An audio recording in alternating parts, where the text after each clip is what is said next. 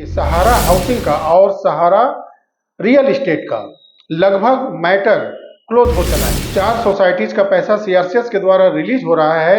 उसमें जो डेफिशिएंसी आई है उसके बारे में माननीय कोर्ट के अंदर स्पष्ट रूप से अब सुनवाई होनी चाहिए। पैसा मिलना मुश्किल हो जाएगा क्योंकि सहारा के किसी भी बड़े अधिकारी के द्वारा माननीय सुप्रीम कोर्ट की तरफ से जो भी ऑर्डर दिए गए हैं वो कहीं भी प्रेस रिलीज करके, प्रेस वार्ता करके या सहारा के ऑफिशियल मीडिया हैंडल से कुछ भी आम निवेशकों के लिए नहीं कहा गया।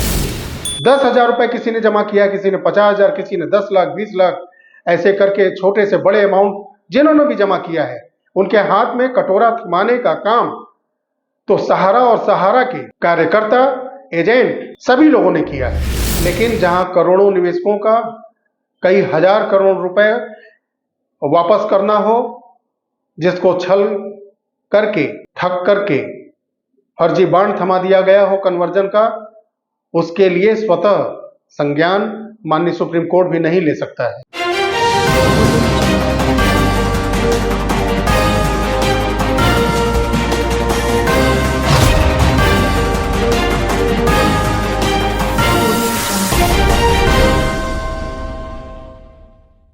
साथियों नमस्कार।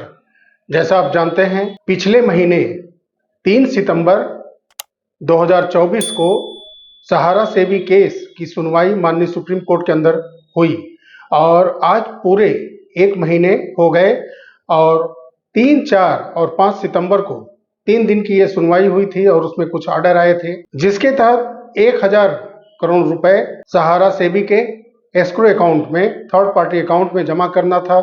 सहारा ने जमा भी कर दिया था और फिर उसके बाद सीआरसीएस के एक बड़े अधिकारी के द्वारा ये सूचना निकल करके आई मीडिया के माध्यम से कि 10 दिनों के अंदर, पिछले वीडियो में मैंने बताया था कि 10 दिनों के अंदर 1,000 करोड़ रुपए पोर्टल के माध्यम से 50,000 के अमाउंट के रूप में सहारा के निवेशकों को वापस किया जाएगा जिनका पेपर वर्क सही है और जिसका पिछले बार में 10,000 रुपए अमाउंट सैंक्शन हुआ था, उनको दिया गया था। अगर उनका सहारा के ऊपर और बकाया है उनका तो वो 50,000 रुपए के रूप में फिर से रिफंड उनके खाते में किया जाएगा।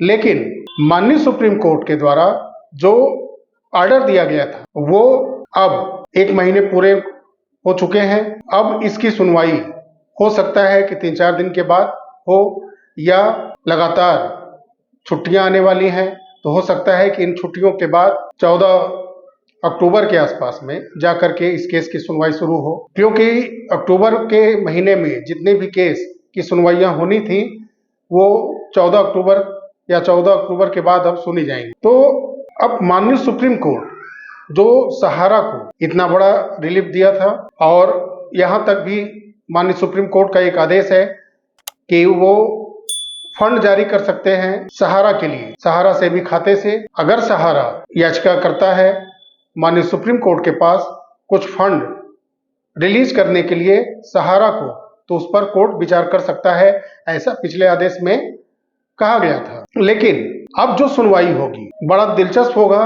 कि अब होता क्या है, क्योंकि जो 90 दिन के अंदर 10,000 करोड़ में से 1,000 करोड़ जमा करने के बाद जो अमाउंट बच रहा था उसको जमा करना था, जिसमें ऊपर की बेंच ने इनको 9 महीने तक का समय दे दिया। तो इतना ज्यादा रिलीफ मिलने के बाद सहारा जो रियल एस्टेट और सहारा हाउसिंग का जो बॉन्ड है उन्होंने जो कन्वर्जन किया था और कुछ ज्वाइनिंग अमाउंट जो दिया गया था, एक बॉन्ड उस पे ज्वाइनिंग बोनस अमाउंट शो कर रहा था और उसके बाद जो 4 सोसाइटीज में, क्यू शॉप में, कई ऐसे कंपनियों में कन्वर्जन करके पॉलिसी दिए गए थे सहारा निवेशकों को, उसके ऊपर इस बार माननीय सुप्रीम कोर्ट के अंदर कोई सुनवाई होती है कि नहीं, ये देखना दिलचस्प होगा।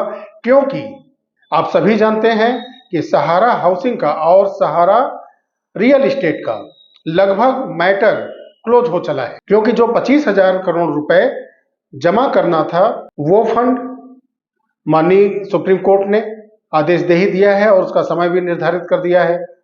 1,000 करोड़ सहारा ने जमा ही कर दिया है, शेष उनको समय दिया है 9 महीने के लिए। तो वो मैटर लगभग क्लोज सा हो चला है। अब पैसा नहीं जमा करता है सहारा आगे चल के तो कंटेम्प्ट ऑफ कोर्ट होगा, लेकिन अब मामला आगे बढ़ना चाहिए।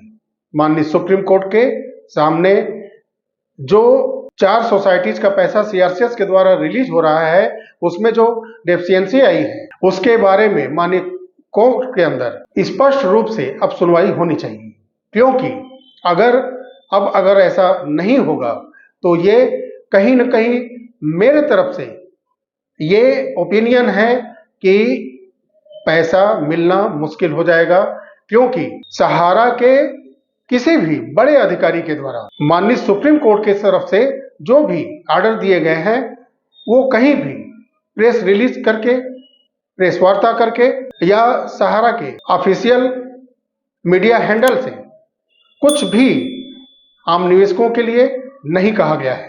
और जो कन्वर्जन के बॉन्ड है, ज्वाइनिंग अमाउंट के बॉन्ड है, उनके बारे में कोई भी रिलीफ देने के लिए निवेशकों को कोई भी बड़े अधिकारी सामने आकर के कुछ भी नहीं बोल पाए। कोर्ट के जो ऑर्डर है वो सामने है और कोर्ट के ऑर्डर कंटेम्प्ट ऑफ कोर्ट का जो सहारा सेबी का केस है जो 2012 के आसपास से चला आ रहा है उस संबंध में है। और सीआरसीएस पर हम लोग आते हैं। सीआरसीएस 10 दिन के अंदर एक अधिकारी के द्वारा कहा जाता है उसमें 1,000 करोड़ रुपए निवेशकों को देने का बात है।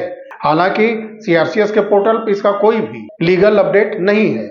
हालांकि 2-3 सूचनाओं के बाद मुझे सूचना फिर नहीं मिली 50,000 के अमाउंट किनको किनको मिला है। तो और एक चीज 10,000 रुपए जो पिछली बार मेरी जानकारी में कई लोगों को आए थे उनमें से हमारे तरफ किसी को भी 50,000 का अमाउंट नहीं मिला है। कुछ दूर वाराणसी जिले के पास में कोई एक ग्राम है, वहां पर एक लेडीज ने दिखाया अपने खाते का कि उनको 50,000 रुपए मिला है। तो मिला तो है लेकिन 1,000 करोड़ रुपए रिलीज कर दिया गया है। इसका पुख्ता सबूत पोर्टल के माध्यम से या किसी बड़े अधिकारी के माध्यम से सीआरसीएस के नहीं दिया गया है। साथ ही में सबसे बड़ी समस्या क्या है, डेफिशिएंसी को क्लियर करना। ये कौन करेगा, क्योंकि सहारा के अधिकारी जो यूट्यूब पर जैसे कन्हई शाह हैं और कई ऐसे लोग हैं जो सहारा को कहीं न कहीं बचाते हुए दिखते हैं सोशल मीडिया पे, तो वो भी साफ सुथरे ढंग से आम निवेशकों के लिए कोई संदेश नहीं दे पा रहे हैं और ना ही उनके ऊपर के बड़े अधिकारी जो सहारा में कार्यरत हैं कि डेफिशिएंसी का क्या होगा और जो ज्वाइनिंग अमाउंट का जो बोनस पॉइंट मिला था उसमें उसका क्या होगा। और डेफिशिएंसी को खत्म करने के लिए सहारा के तरफ से सीआरसीएस को कोई डाटा दिया जाएगा कि नहीं दिया जाएगा। जो कन्वर्जन का बॉन्ड है क्या उन निवेशकों को सिर्फ ठगा जाएगा, छला जाएगा, या उनके विषय में कोई स्पष्ट ऑफिशियल न्यूज सहारा जारी करेगा। और जिस चैनल पे कहा गया ये कि 1,000 करोड़ रुपए सीआरसीएस के माध्यम से निवेशकों को रिलीज कर दिया गया है, बहुत सारे लोगों को 50,000 रुपए का अमाउंट मिला है, तो उसी यूट्यूब चैनल पे जो सहारा इंडिया परिवार का बड़ा बैनर लगा करके सहारा के विषय में जानकारियां देते हैं, उन्होंने एक बहुत ही कड़वी बात बोली। यूट्यूब पर तमाम लोग सहारा का पैसा वापस कराने के लिए अपनी आवाज रखते हैं। सभी लोग अपने अपने तर्क रखते हैं, अपने अपने माध्यम से अपनी बातें लोगों से जो सुन करके या कोई ऑफिशियल न्यूज मिलता है लोग कहते हैं, लेकिन सबका मकसद एक ही है कि सहारा का पैसा जो बॉन्ड कन्वर्जन करके पॉलिसी के तहत जो सोसाइटीज हैं उनके दिए गए हैं उन निवेशकों का पैसा कैसे मिलेगा। सबका उद्देश्य क्लियर है कि पैसा मिलना चाहिए। उनके ऊपर कटाक्ष किया गया है। उन यूट्यूब के चैनल के माध्यम से उन्होंने बोला है कि जो क्यूआर कोड के माध्यम से चंदा मांगते हैं, कटोरा लेकर घूमते हैं, उनको आप पैसा न दें। साथियों, मुझे ये बात अच्छी नहीं लगी उनकी, क्योंकि सबका मकसद तो एक ही है कि जो निवेशकों का पैसा जमा है उनको पैसा मिलना चाहिए। और जो सहारा का बड़ा बैनर बैकग्राउंड में लगा करके वीडियो बना रहे थे और कटाक्ष कर रहे थे तमाम यूट्यूबर साथियों के ऊपर, उन्हें ये सोचना चाहिए कि 2008, 9, 10 के आसपास से जो घोटालों का आरोप उन पर लगा है और तब से अब तक उन्होंने ही ठगा है। और जिस यूट्यूबर साथियों को वो बोल रहे हैं कि क्यूआर कोड लगाकर चंदा लेते हैं, कटोरा लेकर के चंदा मांगते हैं, तो साथियों ऐसे यूट्यूबर को जो सहारा का पक्ष लेकर के बोलते हैं, आम यूट्यूबर को गलत बोल रहे हैं, कटोरा लेकर के घूमने का हालात तो पैदा सहारा ने ही कर दिया है और आप जैसे न जाने कितने सहारा के अधिकारी और एजेंट ने कर दिया है।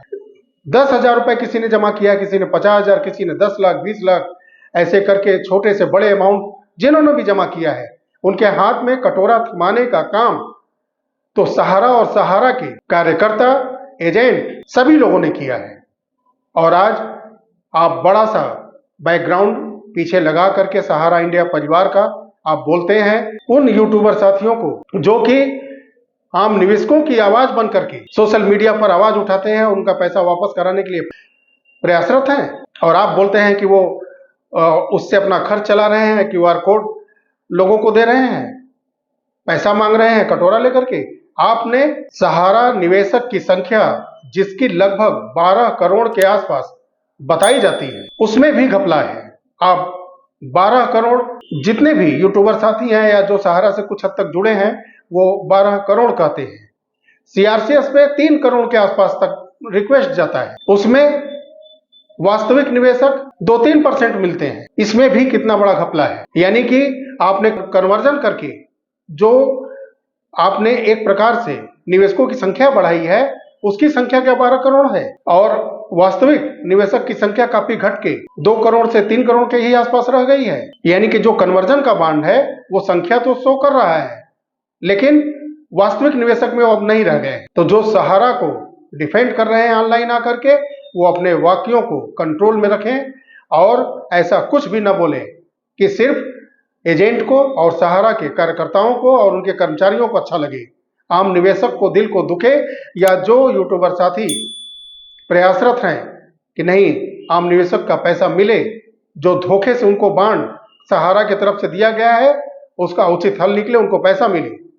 अगर वो सही पेपर होता तो वो सीआरसीएस के पास डाटा दिया गया होता।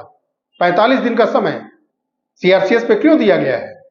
क्योंकि 1 महीने के अंदर जो रिक्वेस्ट निवेशक दे रहा है, 1 महीने के अंदर सहारा को वो डाटा उपलब्ध कराना है सीआरसीएस को।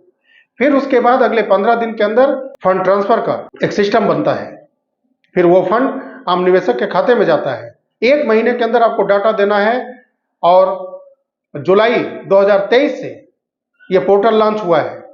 तमाम कमियों के बावजूद भी ये पोर्टल की खामी है, लेकिन जो आवेदन गया है उस डेफिशिएंसी को कौन दूर करेगा? जो डाटा बिल्कुल मिसमैच है, जिसका डाटा ही सीआरसीएस को सहारा नहीं दे पाई है।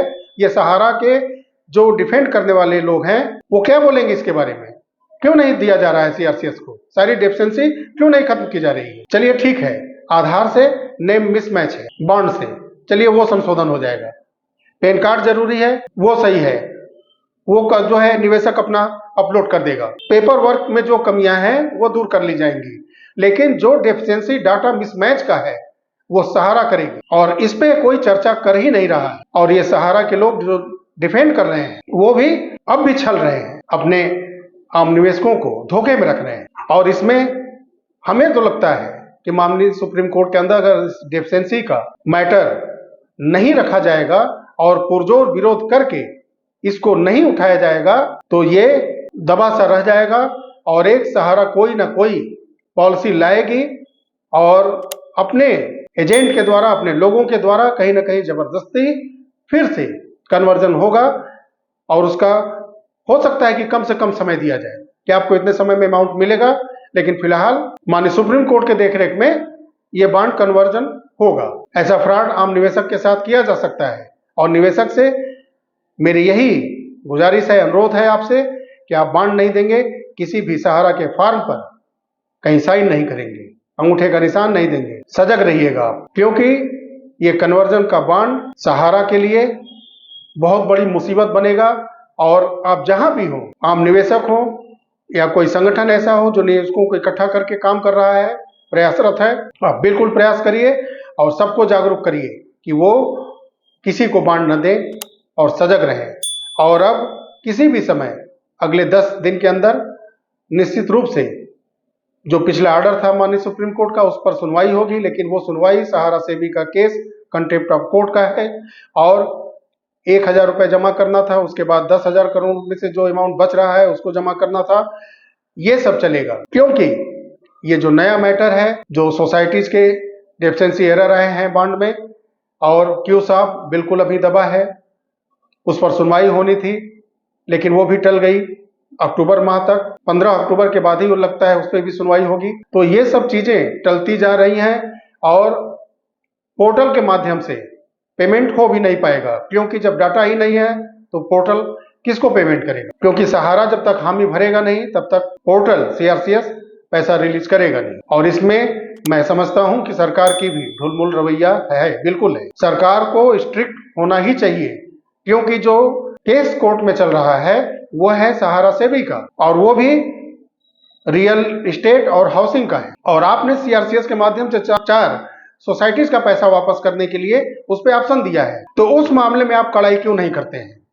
क्यों नहीं सहारा से आप डाटा लेते हैं? क्यों नहीं सहारा का जो फ्रॉड है उसको उजागर करते हैं? क्यों नहीं सरकार इसको अपने कब्जे में लेकर के सहारा के ऑफिसों का निरीक्षण करती है, रीजनल ऑफिस का, हेड ऑफिस का निरीक्षण करने के बाद वो डाटा क्यों नहीं खुद कलेक्ट करना चाहती है? ये तमाम चीजें हैं और ऐसे मुद्दे माननीय सुप्रीम कोर्ट के सामने रखे जाने चाहिए कि जो निवेशक का पैसा वापस करने की बात हो रही है वो रियल एस्टेट नहीं है, वो हाउसिंग नहीं है, वो कन्वर्जन कर करके सोसाइटीज में वो पॉलिसी दे दी गई है। तो ये माननीय कोर्ट के सामने रखना होगा, तब जाकर के ये क्लियर होगा, क्योंकि इसमें कोर्ट भी ऐसे मामलों में स्वतः संज्ञान नहीं लेते हैं। ऐसे वैसे और जो मुद्दे होते हैं उसमें वो स्वतः संज्ञान लेते हैं, लेकिन जहां करोड़ों निवेशकों का कई हजार करोड़ रुपए वापस करना हो,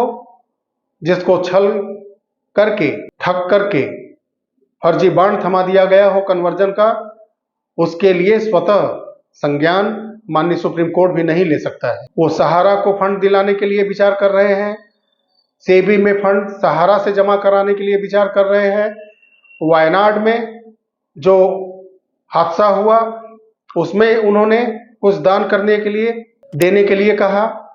ये सब चीजें वो कर सकते हैं, लेकिन स्वतः संज्ञान वो इन सोसाइटीज का, क्यू साहब का, ये जो फ्रॉड हुआ है इसके लिए वो स्व ज्ञान नहीं लेंगे और ना ही इसके लिए वो आगे आकर के आदेश पारित करेंगे। सरकार को कड़ाई से पालन करने के लिए बोलेंगे और सरकार का भी ये ढुलमुल रवैया है। और कहीं न कहीं मैं उस बात को फिर दोहरा रहा हूं जो पहले मैं कई वीडियो में कहता आ रहा हूं कि अब की बार की सुनवाई में अगर इन सोसाइटीज के बारे में, क्यूसाप के बारे में और कंपनियां जिसमें इन्वेस्ट किए गए हैं या पॉलिसी कन्वर्जन करके दिए गए हैं और जो ज्वाइनिंग अमाउंट का बॉन्ड है उसके ऊपर और जो 10 साल 12 साल से पैसे जमे हैं, 5 साल से जमे हैं, उनके ऊपर इंटरेस्ट की बात, इसके बारे में अगर बात नहीं होती है माननीय सुप्रीम कोर्ट के अंदर, तो मामला वही है जो मैंने बोला कि एक प्यून से लेकर के ऊपर तक बैठे लोग जो हैं, ये हक हिस्से की बंटवारे के बाद टालना मटोलना और कुछ भी न बोलना, ऑफिशियल स्टेटमेंट न देना, यही सब होता है।